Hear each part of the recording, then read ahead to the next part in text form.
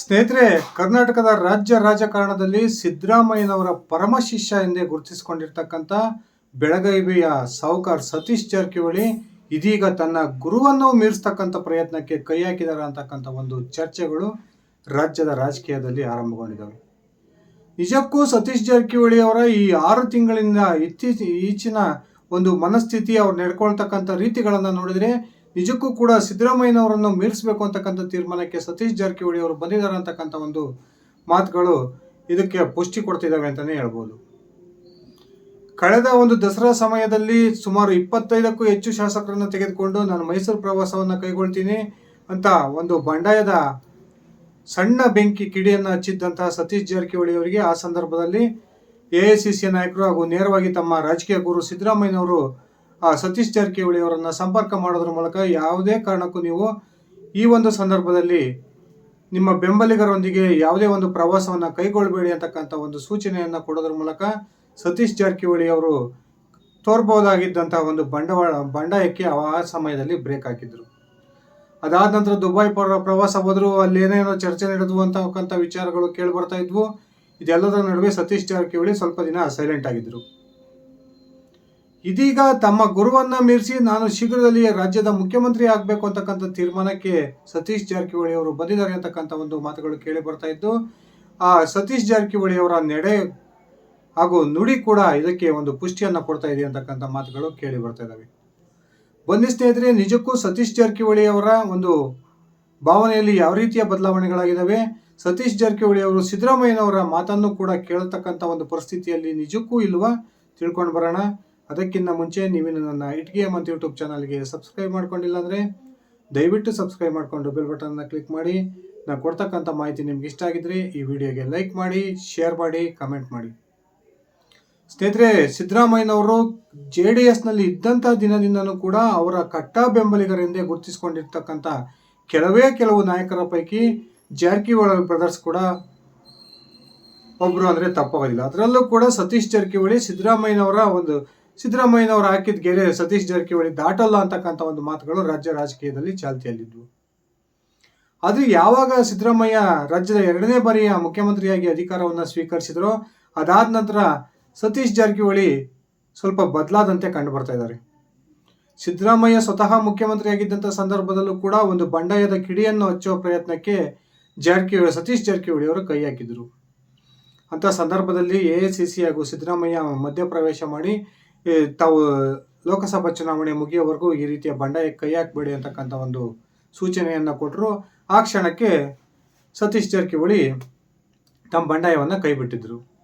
ಆದರೆ ಲೋಕಸಭಾ ಚುನಾವಣೆಯ ಮುಗಿದ ನಂತರ ಮತ್ತೊಮ್ಮೆ ಸತೀಶ್ ಜಾರಕಿಹೊಳಿ ಶಾಸಕರನ್ನು ಒಗ್ಗೂಡಿಸ್ತಕ್ಕಂಥ ಕೆಲಸಕ್ಕೆ ಕೈ ಹಾಕಿದ್ದು, ಈಗಾಗಲೇ ಸರಿಸುಮಾರು 40ರಿಂದ 50 ಶಾಸಕರನ್ನು ಸಂಪರ್ಕ ಮಾಡಿದ್ದಾರೆ ಅಂತಕ್ಕಂಥ ಮಾತುಗಳು ಕೇಳಿ ಬರ್ತಾ ಇದ್ದಾವೆ. ತಮ್ಮ ಗುರುವೇ ರಾಜ್ಯದ ಮುಖ್ಯಮಂತ್ರಿ ಆಗಿರ್ತಕ್ಕಂಥ ಸಂದರ್ಭದಲ್ಲಿ ಸತೀಶ್ ಜಾರಕಿಹೊಳಿ ಯಾಕೆ ಈ ರೀತಿಯ ಪ್ರಯತ್ನಕ್ಕೆ ಕೈ ಹಾಕ್ತಾರೆ ಅಂತ ಒಂದು ಆಶ್ಚರ್ಯ ನಿಮ್ಗೆ ಆಗ್ಬೋದು. ಸ್ನೇಹಿತರೆ, ಸತೀಶ್ ಜಾರಕಿಹೊಳಿ ಅವರು ತನ್ನದೇ ಆದಂಥ ಒಂದು ಬಲವನ್ನು ಕಾಂಗ್ರೆಸ್ನಲ್ಲಿ ಹೊಂದಬೇಕು ಅಂತಕ್ಕಂಥ ತೀರ್ಮಾನಕ್ಕೆ ಬಂದಿದ್ದು, ಈಗ ಸತೀಶ್ ಜಾರಕಿಹೊಳಿ ಅವರಿಗೆ ಯಾರೆಲ್ಲ ಅತ್ಯಾಪ್ತರಾಗಿದ್ದಾರ ಆ ಒಂದು ಶಾಸಕರನ್ನ ತನ್ನ ಸಹೋದರ ರಮೇಶ್ ಜಾರಕಿಹೊಳಿ ಅವರ ಸಹಕಾರದೊಂದಿಗೆ ಒಂದು 40ರಿಂದ 50 ಜನರ ಒಂದು ಗುಂಪನ್ನು ಕಟ್ಕೊಳ್ಬೇಕು ಅಂತಕ್ಕಂಥ ತೀರ್ಮಾನಕ್ಕೆ ಬಂದಿದ್ದು, ಈಗಾಗಲೇ ಸರಿಸುಮಾರು 28ರಿಂದ 30 ಶಾಸಕರು ಸತೀಶ್ ಜಾರಕಿಹೊಳಿ ಅವರ ನಿರಂತರ ಸಂಪರ್ಕದಲ್ಲಿದ್ದಾರೆ ಅಂತಕ್ಕಂಥ ಮಾತುಗಳು ಕೇಳಿ ಬರ್ತವೆ. ಸ್ನೇಹಿತರೆ, ಒಂದು ಮಾತನ್ನು ನಾನು ಸ್ಪಷ್ಟವಾಗಿ ಹೇಳ್ತೀನಿ, ಸತೀಶ್ ಜಾರಕಿಹೊಳಿ ಅವರು ಏನೆಲ್ಲ ಈ ಗುಂಪನ್ನು ಮಾಡ್ತಾ ಇದ್ದಾರೆ, ಈ ಗುಂಪು ಅವರಿಗೆ ಯಾವಾಗ ಉಪಯೋಗಕ್ಕೆ ಬರುತ್ತೆ ಅಂದರೆ, ಒಂದು ವೇಳೆ ರಾಜ್ಯದಲ್ಲಿ ಕಾಂಗ್ರೆಸ್ನ ಮುಖ್ಯಮಂತ್ರಿ ಆಗಿರ್ತಕ್ಕಂಥ ಸಿದ್ದರಾಮಯ್ಯನವರನ್ನ AICC ಏನಾದರೂ ಕೆಳಗಿಳಿಸ್ತಕ್ಕಂಥ ಪ್ರಯತ್ನಕ್ಕೆ ಕೈ ಹಾಕಿದ್ದೆ ಆದರೆ ಆ ಸಂದರ್ಭದಲ್ಲಿ ಬೇರೆ ಮುಖ್ಯಮಂತ್ರಿ ಆಗೋದಕ್ಕೆ ಅವಕಾಶವನ್ನು ಮಾಡಿಕೊಡ್ಬಾರ್ದು ಅಂತಕ್ಕಂಥ ಒಂದು ತೀರ್ಮಾನಕ್ಕೆ ಸತೀಶ್ ಜಾರಕಿಹೊಳಿ ಬಂದಿದ್ದು, ಆ ಕಾರಣಕ್ಕೆ ಈಗ ತನ್ನದೇ ಆದಂಥ ಒಂದು ಶಾಸಕರ ತಂಡವನ್ನು ಕಟ್ಕೊಳ್ತಿದ್ದಾರೆ ಅಂತಕ್ಕಂಥ ಮಾತುಗಳು ಕೇಳಿ ಬರ್ತಿದ್ದಾವೆ. ಇನ್ನೊಂದು ಕಡೆ ಸಿದ್ದರಾಮಯ್ಯನವ್ರಿಗೂ ಕೂಡ ಒಂದು ಸಣ್ಣ ಸುಳಿವನ್ನು ಸಹ ಕೊಡದೆ ಕೇಂದ್ರದ 2 ಸಚಿವರ ಜೊತೆಗೆ ನಾನು ಆಗಲೇ ಮಾತಾಡಿದ್ದೀನಿ ಅಂತಕ್ಕಂಥ ಒಂದು ಸ್ಪಷ್ಟನೆಯನ್ನು ಈ ಹಿಂದೆನೇ ಲೋಕಸಭಾ ಚುನಾವಣೆಗೆ ಮುಂಚೆನೇ ಸತೀಶ್ ಜಾರಕಿಹೊಳಿ ಅವರು ಕೊಟ್ಟಿದ್ದನ್ನು ನೀವು ನೋಡಿದ್ವಿ. ಅದಾದ ನಂತರ ಮೊನ್ನೆ ತಾನೇ ದೆಹಲಿಯಲ್ಲಿ ಕೇಂದ್ರ ಸಚಿವ JDSನ ವರಿಷ್ಠ HD ಕುಮಾರಸ್ವಾಮಿ ಅವರನ್ನು ಭೇಟಿಯಾಗಿದ್ದಂಥ ಸಂದರ್ಭದಲ್ಲೂ ಕೂಡ ಒಂದು ಸಣ್ಣ ಸುಳಿವು ಸಿದ್ದರಾಮಯ್ಯನವರಿಗೆ ಬಿಟ್ಕೊಟ್ಟಿಲ್ಲ ಸತೀಶ್ ಜಾರಕಿಹೊಳಿ ಅವರು ಅಂತಕ್ಕಂಥದ್ದು ಅತ್ಯಂತ ಆಶ್ಚರ್ಯಕರ ವಿಚಾರ.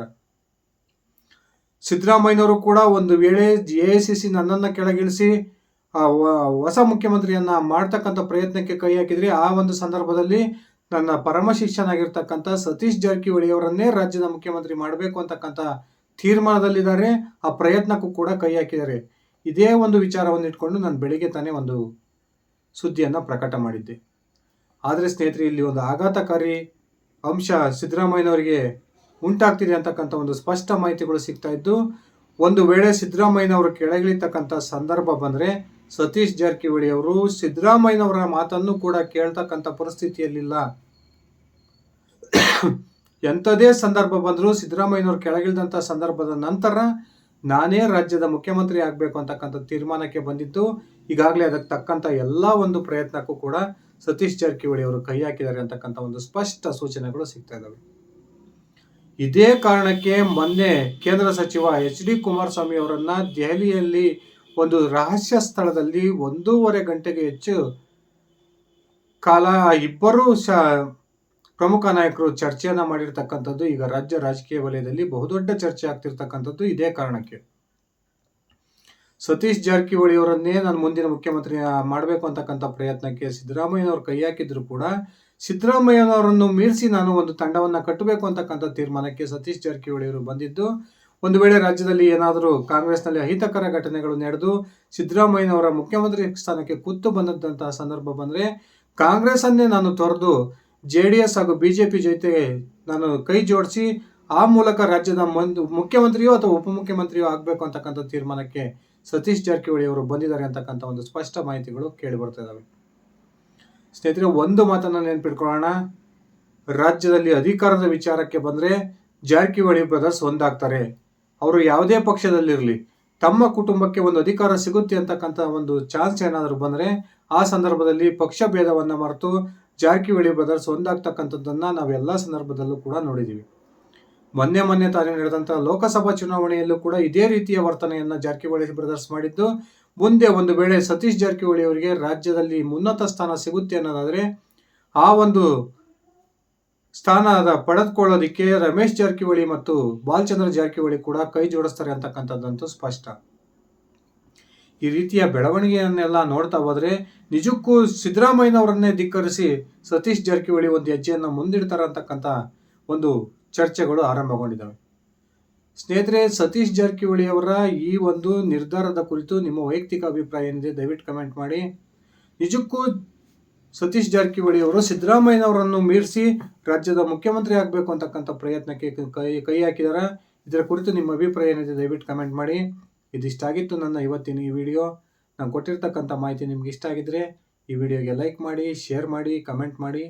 ನೀವೇನು ನನ್ನ ಇಟ್ಟಿಗೆ ಮತ್ತು ಯೂಟ್ಯೂಬ್ ಚಾನಲ್ಗೆ ಸಬ್ಸ್ಕ್ರೈಬ್ ಮಾಡ್ಕೊಂಡಿಲ್ಲ ಅಂದರೆ ದಯವಿಟ್ಟು ಸಬ್ಸ್ಕ್ರೈಬ್ ಮಾಡಿಕೊಂಡು ಬೆಲ್ ಬಟನನ್ನು ಕ್ಲಿಕ್ ಮಾಡಿ. ಧನ್ಯವಾದಗಳು ಸ್ನೇಹಿತರೆ, ಶುಭ ದಿನ.